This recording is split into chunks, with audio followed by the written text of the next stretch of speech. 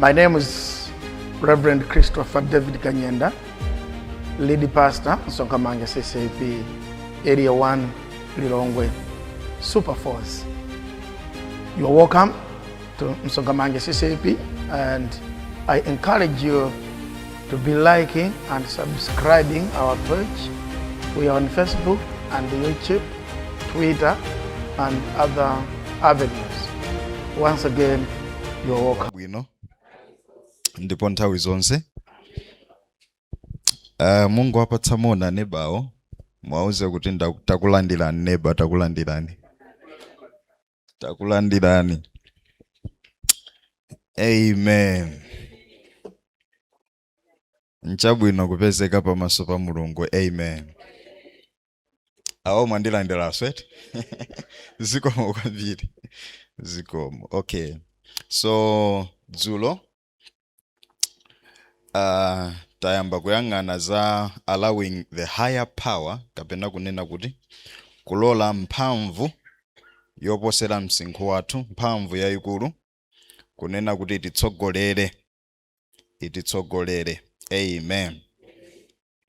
So before nsanayambe ndithokoza abusa, chofunikira kwambiri ndithokoza abusa pondilola unena kuti ndikhozo ima pano, komanso bungwe lonse la chipembedzo ndi la morning devotion kunena kuti akhozo ndilola kuima pamene pa wiki imene. Amen.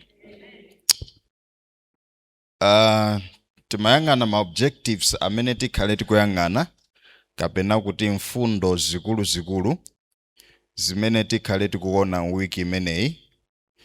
Ndiye ndimakamba kunena kuti tikhala ndi mfundo 7 zimene tikhale tikuyang'ana, kunena kuti tikamamaliza chiphunzitso chimenechi zinthu zimenezi tikhale tazigwiritsitsa komanso zikuthandiza moyo wathu. Choyambirira ndinakamba kunena kuti tibweretsa poyera, bringing to light the insufficiencies of a man, kapena kunena kuti mchichewa kubweretsa poyera zofoka za munthu, kapena kuti kupeleweredwa kwa munthu. Number 2, timakamba zonena kuti tiona the essence of revealing such insufficiencies, kodi kufunikira koulula kapena kuti kobweretsa poyera ma limitations amenewa, kapena kuti zofoka zimenezi ndi ati, kufunikira kwake nkotani. Number 3, the process, kodi munthu akhoza umbika motani, kukonzedwa kwa munthu kunena kuti akafikire chimene Mulungu adamuitanira pa dziko lapansi. Number 4, tikuyang'ana za the force greater than the wisdom of a man, kapena kuti mphamvu yoposera nzeru ya munthu. Number 4. Number 5, tikuyang'ana kumvomera Mzimu Woyera ndi kumulola kuti atenge gawo la moyo wathu. Number 6, tikuyang'ana za the life of a spirit-led man, kapena kuti moyo wa munthu amene amatsogozedwa ndi Mzimu Woyera. Number 7, tiyang'ana za kukwaniritsa chimene Mulungu adatikira pa dziko lapansi pano, achieving destiny through the Spirit of God, kudzera mwa Mzimu Woyera. Amen. Ndikonda kunena kuti munditsate kwambiri, kunena kuti zimene tingaphunzirezi tizigwire kunena kuti moyo wathu wauzimu usakhaleso chimodzimodzi. Tsiku la lero tikuyang'ana kwambiri, tibwererako pang'ono komanso tiyang'ana kwambiri pamene tikhazikikepo ndi the force greater than the intelligence of man, kapena kuti mphamvu yoposera nzeru ya munthu. Mphamvu yoposera nzeru ya munthu. Lero tiwerenga mabuku awiri. tidzawerenga Exodo 3 verse 1 kulekeza 4 imene tinayiwerenganso dzulo. Nde tidzawerenga buku la Aefeso. Tidzawerenga buku la Aefeso 1 verse number 21.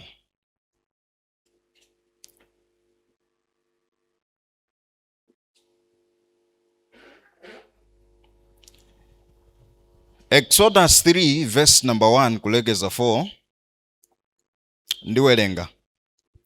Bible likunena kuti koma Mose anali kuweta gulu la Yetero mpongozi wake wansembe wa ku Midian, natsogolera gululo mtsogolo mwa chipululu, nafika ku phiri la Mulungu ku Horebu.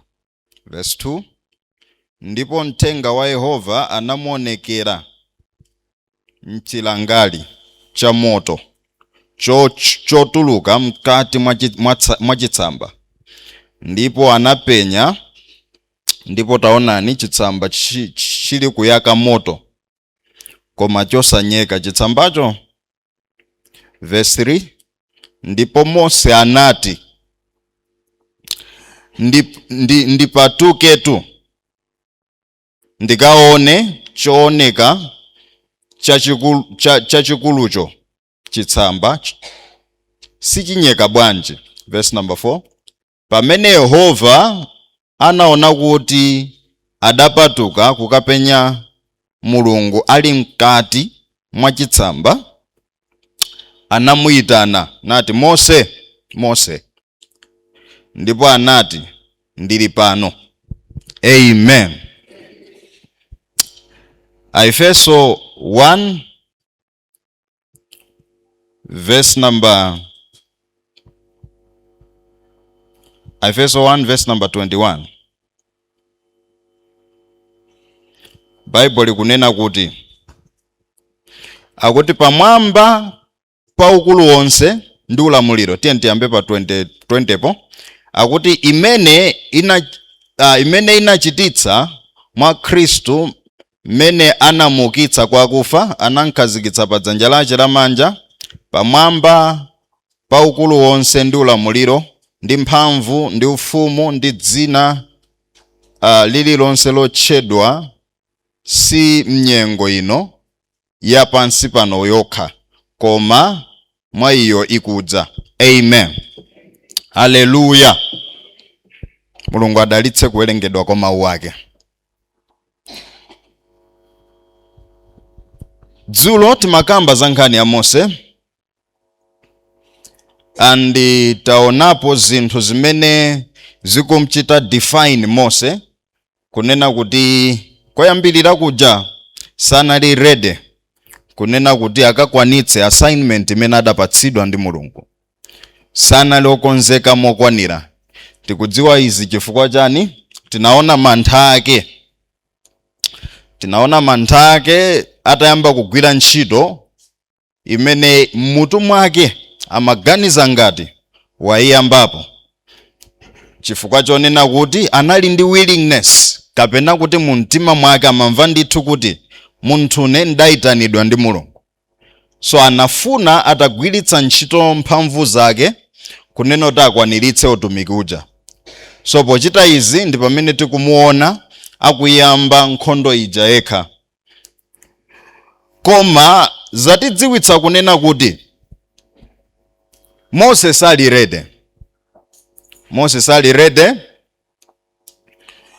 Ndiye akufunika preparation yokwanira.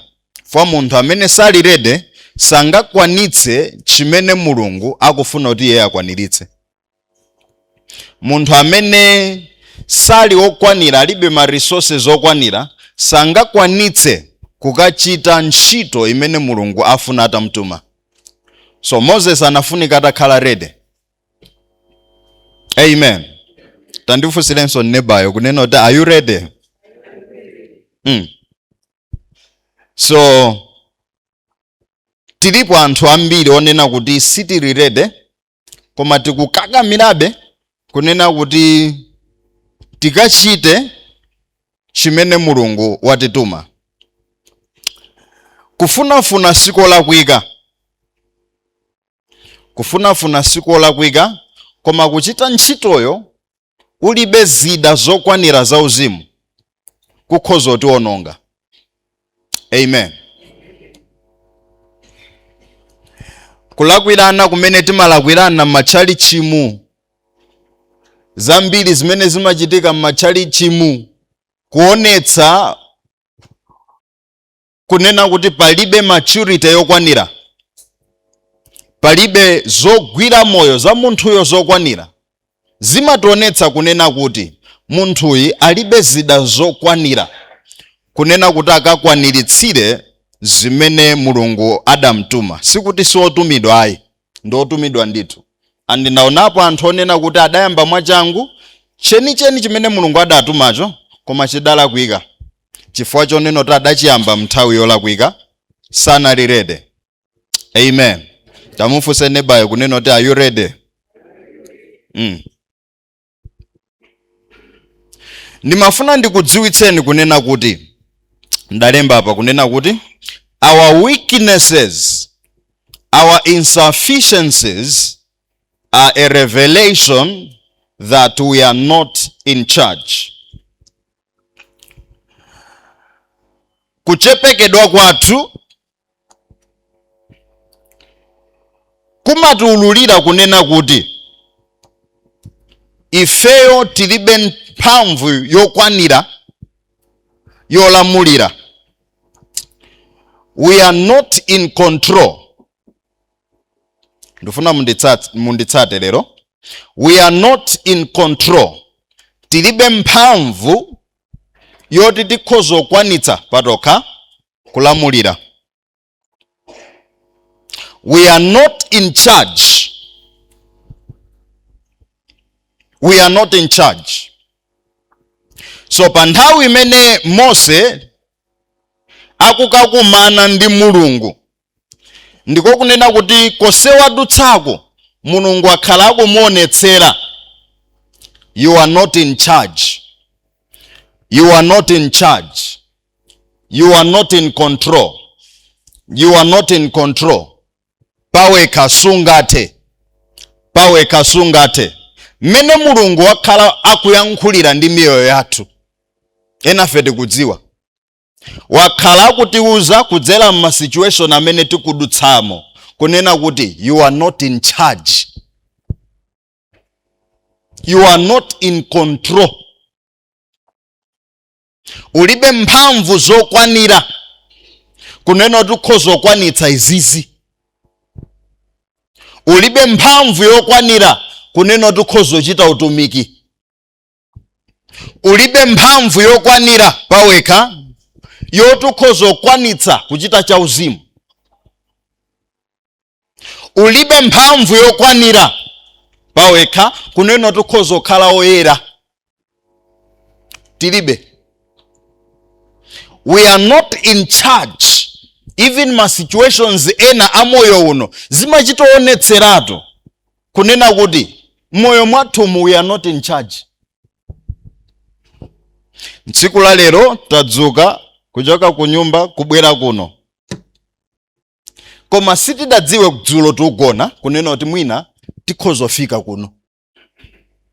Timangolingalira chabe. We are not in charge. We are not in charge. Zikhozo maoneka ngati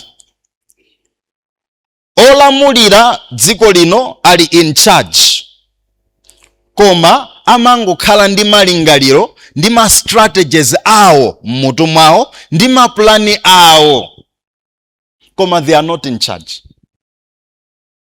Pamakhala mphamvu miyamba, ikhoza kukhala mphamvu ya kumidima, number 1, kapena mphamvu ya Mulungu imene imampangitsa munthu kuti china chake chichitike. Mutanditsata. Sikunena kuti mukationa kuno kunena kuti tulalikira tungolalikira. Pamakhala mphamvu kuseri imene imanchititsa kuti pa mtima wa munthu pakhale mtima wa utumiki. Ndi mphamvu imeneyi. It is a force. Si munthuyo payekha kunena kuti izozo akhozo zikwanitsa. It is a force. Ndi mphamvu. Chimene chimamchititsa munthu akuluakulu unena kuti kuzizira ukuku avalebe minisketi nkukayima pansi nkumachita uhule. Ndi mphamvu imene ili kuseliko. Muze neighbor kuti ndi mphamvu. It is a force. It is a force. Chimene chimamchititsa munthu chifukwa akuluakulu kuzizira ukuku sungamakayime pansi kuzizira uku. Ukayima pansi waminula wavala chodula manja. There has to be a force behind.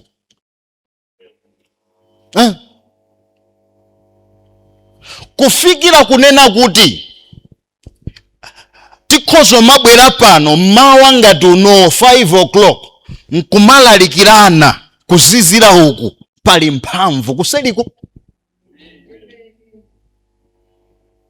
Imene kukudzutsa nkunena kuti pali utumiki kutchalichi. Pali utumiki kutchalichi.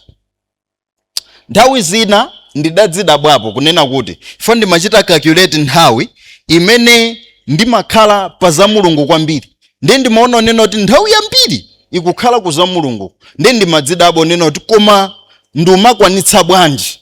Chifukwa nthawi ina ndapanga calculate ma services ena amene adanditana ma groups ena.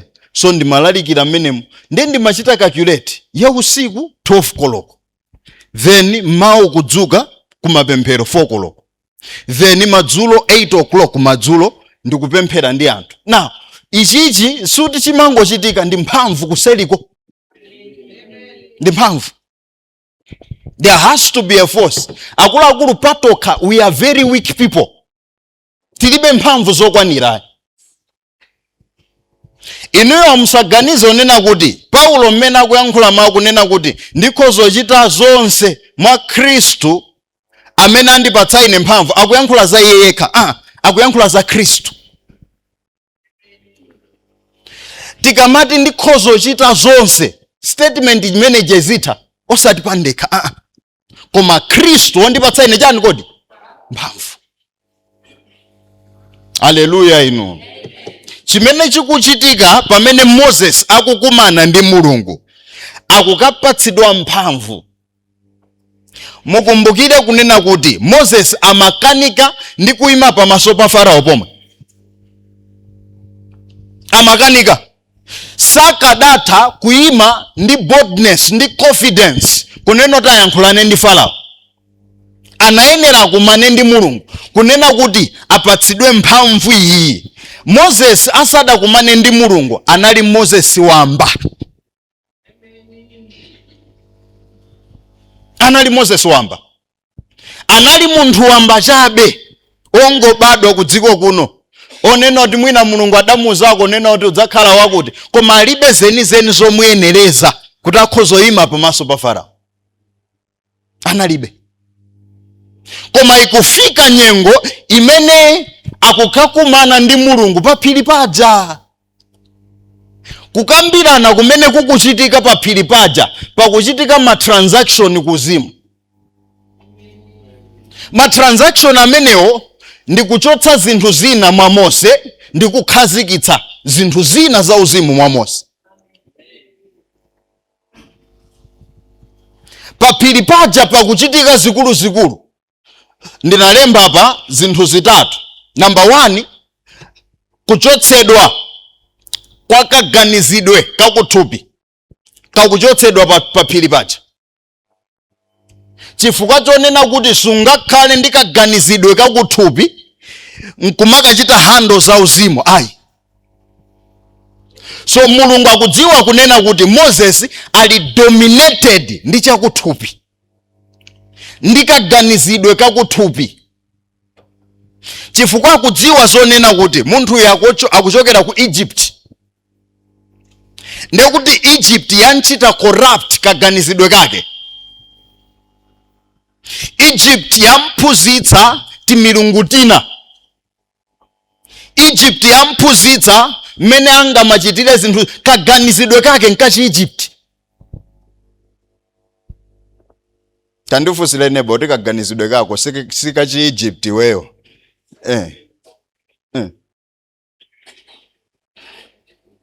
So pamene pa Mulungu akuchotsa kaganizidwe kamene kacha, kaganizidwe kakuthupi, akukachotsa pamene. Kaganizidwe kakuthupi akukachotsa. Number 2, chimene chikuchitika pamene paja, akuchotsedwa machitidwe ndi makhalidwe akuthupi ndi kupatsidwa khalidwe la kumwamba. Akuchotsedwa makhalidwe akuthupi ndi kupatsidwa makhalidwe akumwamba. Tikamakamba za makhalidwe akumwamba, we are talking about the nature of God. Nature of God ndi character of God. Tikamakamba za character of God, tikukamba za makhalidwe akumwamba. So mukumbukire kunena kuti kumwamba kuli nchikhalidwe chake. Mmene timanenera pa dziko pano kunena kuti angoni timakondokhala motere, amakonda nyama, amakonda izi. Mmene manenera angoni ku dziko kuno. Achewa amakhala motere, atumbuka amakhala motere. We associate kumene anthu amachoka ndi mmene amakhalira. So kumene tidachokanso ife kuli chikhalidwe. Koma mukumbuke kunena kuti Adamu atachimwa, thupili lidagwa. So thupi limakhala in fallen state. So chifukwa chonena kuti thupi lili in fallen state, chimene chimachitika nchonena kuti kubadwa, munthu amabadwa muchimomo.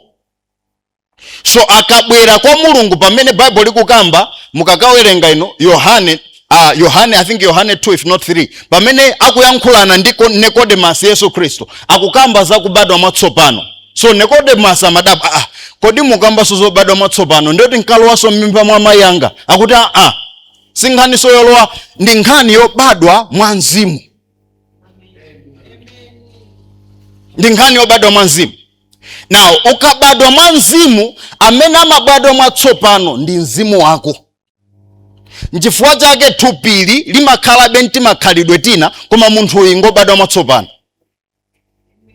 Pezeka unena kuti akumababe amachitati zinthu tina, umasilira zinthu umatani, koma aunena kuti ndine born again. Musadza mtsutse munthu amene ujayi. Okay? Koma kuti thupi lake likuyenera kuyamba kuphunzira chikhalidwe chakumwamba. Process manager ndi mene noti maitchula kuti transformation. Tamuze nebayo kunena kuti transformation. Ndi mene timaitchula kuti transformation tsopano. So pa kukumana ndi Mulungu, Moses pakuchitika transformation. Kunena kuti Mulungu akuchita replace makhalidwe amene anaphunzira Moses mchikhalidwe cha dziko lapansi. Makhalidwe amene anaphunzira ndi akuchita replace makhalidwe amene aja ndi makhalidwe akumwamba. Mulungu akumpatsa mmene amayenera kuyendetsera moyo wake, mmene akuyenera kunkhulupirira Mulungu. Chifukwa mukakapeza, mukamakawerenga, mukayiwerengeso nkhani, mukapeza unena kuti Moses anali ndi mafunso ambiri, kumamfunsa Mulungu, akandikhulupirira bwanji? Amachita doubt. So kuyankhulana kwake Mulungu ndi Mose kukuchita develop faith, kukuchita develop chikhulupiriro mwa Mose, kunena kuti Mose akhale okhulupirira Mulunguyo. Ndifuna mtanditsata kwambiri. Akhale okhulupirira ndani kodi? Mulunguyo. So pamene paja mukapeza unena kuti Mose akuchita develop chikhulupiriro, ndi pali ma signs amene Mulungu akumuonetsa. Zozizwa zimene Mulungu akumuonetsa, chimene nchikhulupiriro kuti chikhale pa Mulungu ndi character ya Mulungu. Fa munthu wa chikhulupiriro musadzamuone ngati wanomo, imene ija ndi khalidwe la kumwamba.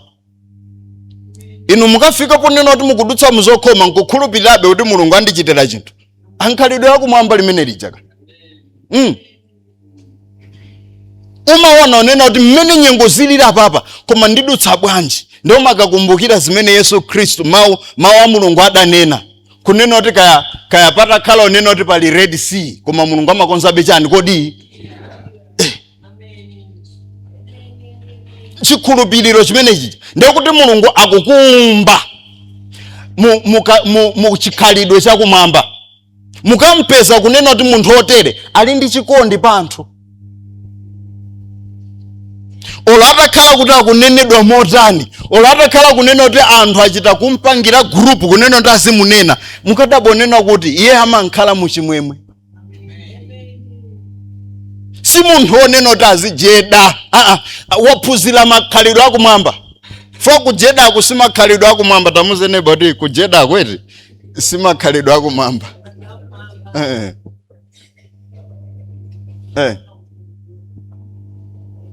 So Mulungu akuchita replace zimene zija ndi makhalidwe akumwamba. Chifukwa munthu amene mwamuona kuti pala kuika pena mmamfikira neno ta ine pamene pa ndona kuti zikadaenda chonchi inu muona bwanji. Koma akuluakulu timangoitenga nkhanija kuseri. Amene uja amaoneka ngati ndani. Si afite anchali chomwewa amenewa. Hallelujah. Mutamuza neba kuti koma akamba iweyo ri. Muze nsoni ti iyo khanda akamba iwe.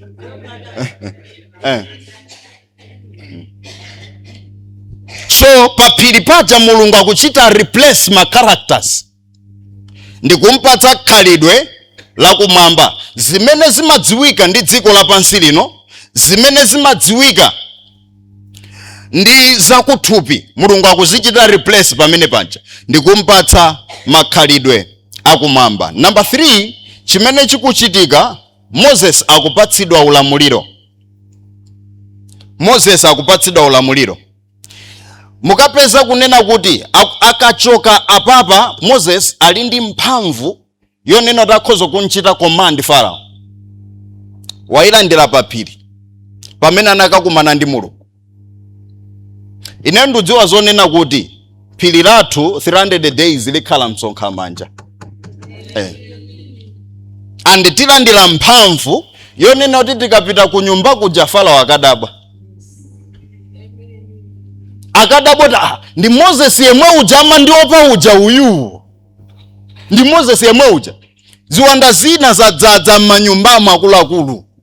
Zikuyenera titafika pa phiri la Mulungu tilandire mphamvu ndi ulamuliro. That force of the spirit. That force. Konena kuti mukhozo pita ndi kukanena mawu. Akadziwaso zoti wafika adiye wafika. Amen. Tanena nukuti Ambuye ndilandire ine mphamvu imeneyi. Amutanena so Ambuye ndilandire ine mphamvu imeneyi. Yes. Now mphamvu imeneyi inalemba hapa kunena kuti ndi imene ikumpatsa kuthekera Mose kunena kuti akhoza kaima pamaso pa Farao ndi kumchita command Faraoyo. Chifukwa chonena kuti mukumbuke nayamba apa ndi kunena kuti patoka sitingatani kodi? Ndiye kuti Moses apapa ali ndi Mulungu. Ali ndi Mulungu. Chifukwa mukakawerenga niyo pa buku la Acts machitidwe atumwi 1 verse number 8. Bible likulankhula mawu kunena kuti you shall receive power after that the Holy Spirit has come upon you. Akuti mudzalandira mphamvu Mzimu Woyera akadza pa inu.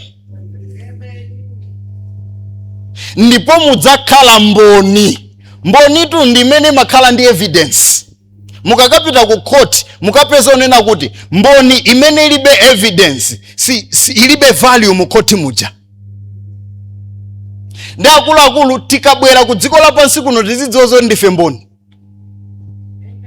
Ndiye tikuyenera tikhale ndi mphamvu kuti tikhozobweretsa ma proofs kapena kuti evidence kunena kuti Kristu ndi wamoyodi. Chimene chikuchitika Mose apapa akukhala equipped ndi Mzimu Woyera, ndi mphamvu ya Mzimu Woyera, ndi force ya Mzimu Woyera kunena kuti zimene sakadatha akhoza kukwaniritsa. ndi mphamvu zake ndi nzeru zake. Chifukwa akuluakulu ku dziko lapansi kuno timaganiza kunena kuti tili ndi nzeru zokwanira, koma pamene tikuganiza choncho pamabwera ma situations ena. Abwerapo ma situations ngati COVID kuchita kuonetsa kunena kuti munthu alibe nzeru.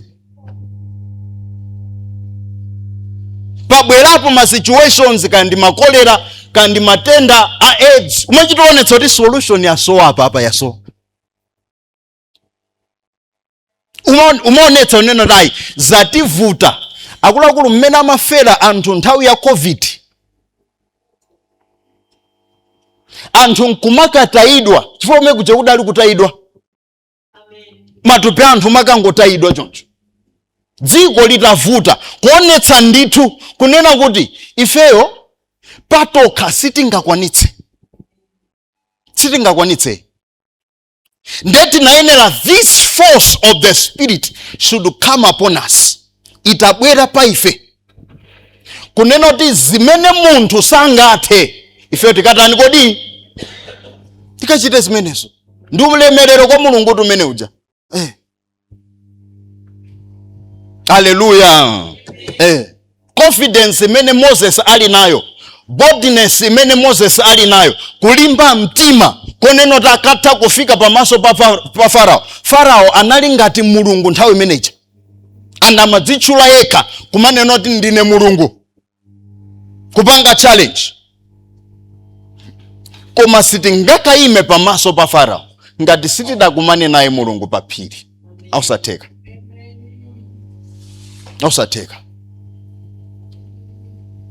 Sacrifice imene mukhozochita nkubwera kunoko, simukudziwa kunena kuti pali mphamvu imene ikubwera mwa inu, imene ikubwera pa inu. Mukadabwa ma situations omwe aja amakupititsanuku mukutha kuyima pa situation imeneyi. Mukutha kuyima pa zinthu zimene maganizo kuti koma ine mmene ndilili ine ndingakwanitse izo. Mukutha kuyima pa mavuto amene amakugwedezani. Amakugwedezani. Koma chifukwa chonena kuti mwakumana ndi Mulungu, chifukwa chonena kuti mphamvu ija yabwera pa inu, zomwe zija zimakugwedezani zija, zomwe zija maona ngati kunena kuti nzikulu zija, zomwe zija zimaoneka ngati zovuta zija, zimakakhala zophweka. Mwalandira mphamvu. Tamuzene mbonena kuti ine ndilandira mphamvu. Amen. Mumvetsetse kunena kuti Moses akubwera. Pamene akubwerera Moses ali ndi force. Wanyamulidwa ndi angelo kukachita zozizwitsa kuonetsera za dzina la Mulungu. Na musaganize kunena kuti pamene tikukamba za force imeneyi ndekuti zinthu zizingoenda mwamya. Chifukwa kunena kuti force imeneyi ionekere kuti ili mwa inu, pafunika patakhala chovuta china.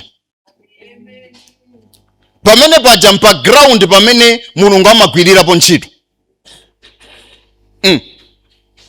Bible likulankhula mawu kunena kuti mukakawerenga nkhani yonse mukapeza onena kuti Bible likulankhula za Mose kunena kuti Mulungu adamuuza Mose kuti ndikawumitsa mtima wa Farao. Akawumitsa mtima wa ndani kodi? Kunena kuti ma wonders kapena kuti zozizwa za Mulunguzo zionekerebe.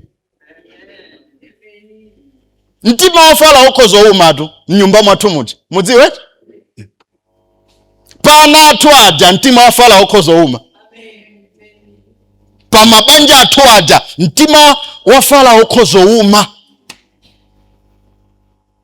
Koma ndimati ndikuuzeni mawu awa kunena kuti mphamvu imene mwalandirawo imene ija ndi ground imene Mulungu amagwirirapo ntchito. Ndi ground imene ija. Tanenani kunena kuti ndilandira mphamvu imeneyi. Ndilandira mphamvu imeneyi. Ndilandira mphamvu imeneyi. Ndilandira mphamvu imeneyi. mu dzina la Yesu Kristo. Ndikumaliza. Paulo akuyankhula mawu pa Galatians 2 verse number 20. Amene anandisangalatsa kwambiri. Ndakunena kuti mukamandiona ine moyo usineso ayi, koma Kristu mwa ine. Koma Kristu mwa ine. Apapa ndikuti Paulo wakumana naye Mulungu. So Moses amene akukayankhula ndi Farao si Moses wakale uja. Ndi Moses amene confidence yake mukhozo idabwa. Ma apostles aja atalandira mphamvuyi, Bible kunenetsa kunena kuti padali ma authorities ena amene amafuna kuti awagwire, awaphe, awachite chiwembu, koma adali ndi kulimba mtima kosiyana. Chifukwa chake nchonena kuti anali atalandira mphamvu imene. Ndekuti si wonso ayi, koma Kristu ndi amene amayankhulira. Mwa iwo mukamaona akamakambo neno kuti ndili nkuthekera iniyo nkumadabo nena kuti ndi nyengo yawowa ayankhula chonchi chifukwa chani. Kristu mwa iwo. Kristu mwa iwo alandira mphamvu yakumwamba. Bible kunenetsa, ndibwerezanso vesi imeneyi, akunena kuti ndingathe mwa Kristu ondipatsa ine mphamvu. Haleluya. Ndi force imene Mulungu atipatsa kuti tigwire ntchito yake. Tiye tingoyimirira kunena kuti tipemphere. Iniyo mungopemphera 2 minutes kunena kuti Ambuye ine mphamvu imeneyi ndofunitsitsa, ikamata 300 days nditayilandira. Paliponse muli tangopemphera. Pemphera. Thank you Holy Spirit. Zikomo Ambuye chifukwa inu ndamene mmadziwa uthenga umene tinafunika tilandire. Zikomo kwambiri. Mutithandizire ife kunena kuti chilichonse chimene mukuchita Ambuye chisatisempe ayi. May we be beneficiaries of what you are doing in this place, in the mighty name of Jesus. Kuonekere ndithu ukulu wanu, kuonekere ndithu mphamvu yanu, kuonekere ndithu Ambuye kunena kuti kumwambako kuli Mulungu. Mu dzina la Yesu Kristo, Ambuye tifuna ukulu wanu, pa chechi yathu tifuna ukulu wanu, mchina chilichonse chimene tikuchita. Mu dzina la Yesu Kristo tapemphera. Amen. Amen. Thank you so much for liking, subscribing, and thank you so much for being part of Nsokamanja CCAP. Thank you so much for watching. Keep watching, keep liking, keep subscribing our page. You are blessed. Thank you.